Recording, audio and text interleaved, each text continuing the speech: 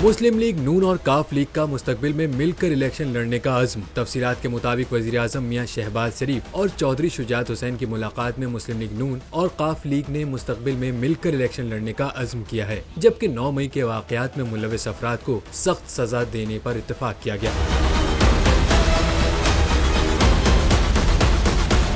चौधरी शुजात हुसैन के घर पर 45 मिनट जारी रहने वाली मुलाकात में चौधरी सालिक हुसैन और शाफे हुसैन भी मौजूद थे। चौधरी शुजात हुसैन और वजीर आजम शहबाज शरीफ ने मुलाकात में मुल्क की सूरत हाल पर तबादला ख्याल किया। मुस्लिम लीग काफ के सरबराह चौधरी शुजात हुसैन ने मुल्क की मौजूदा मुआशी सूरत हाल बेहतर बनाने के लिए वजीर आजम की कोशिशों को सराहा।